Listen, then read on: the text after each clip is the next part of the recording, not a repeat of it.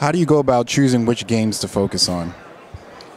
We're a small company, and I mean, again, you pick and choose, and you know that the retailers are very particular what they're going to have. So we try and see if we can find stuff that's a good fit for our company, and in a weird way, it'd be product that the big boys, we don't have to compete with the big boys, Hasbro and Mattel, because a lot of times they're not doing a lot of the mature stuff, right? They don't take stuff like Halo, and they won't take Assassin's Creed, because again, it crosses into a line where they don't want to be involved in. So it allows us not only to do the video game stuff like that, but even things like Walking Dead, that again is, you know, a violent R-rated TV show, that they go, I know it's popular, but you know what, we'd rather do the next Teletubbies or Disney thing, and they put their hands up, and it gives an opportunity for a smaller company like mine. How are you seeing tablets and smartphones impacting the comic book world? I think it's new. I think it's in its infancy. I think there's some interesting stuff. Obviously, Skylanders had a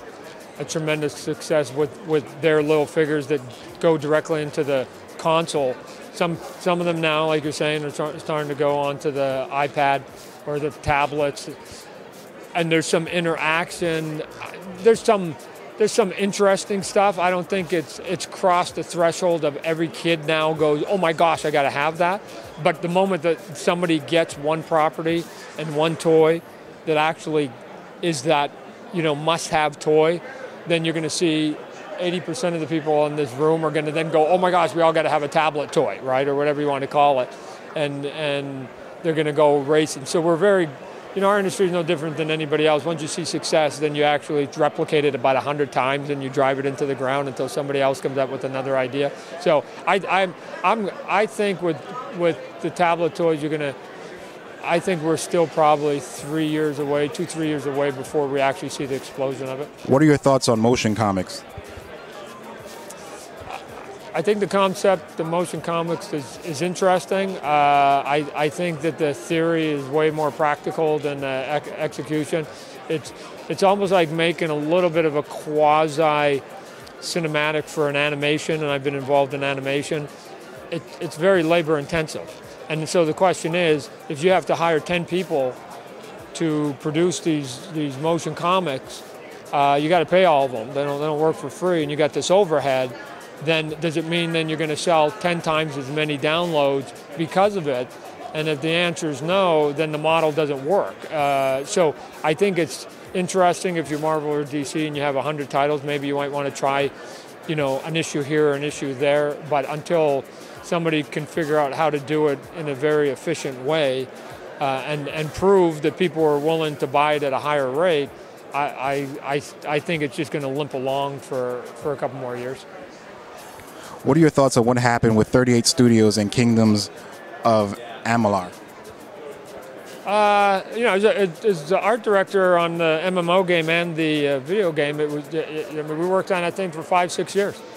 And the biggest shame is, you know, the console game, the Amalar game, Reckoning,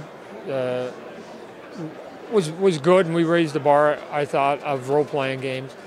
But the one that was always the sexy, the one that actually started the company that we worked on from the very beginning was the MMO game. And that one was, I'm telling you, was going to raise the bar. I mean, it was going to be a noticeable bar raise.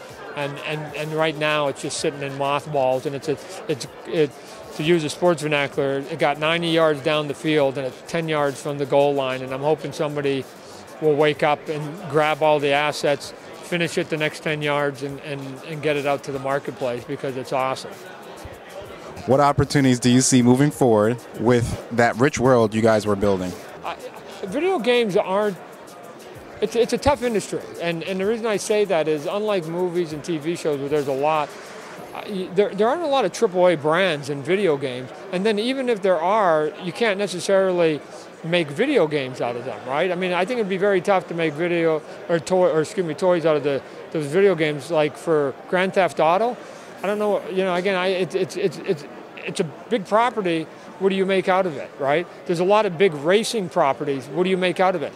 You know, Madden's obviously a big property, but there's already plenty of sports stuff. We already do it, right? So what can you make of it? So there aren't as many. I know people are chasing a lot of the video game stuff, but I don't think it's as fertile ground as people think. I think there's about 7 or 8 at any given time that make sense, and then everything else I think is a bit of a struggle and a bit of a push if you want to do some real ongoing business and not just be a 6-month project that you're doing and you're in and out of it.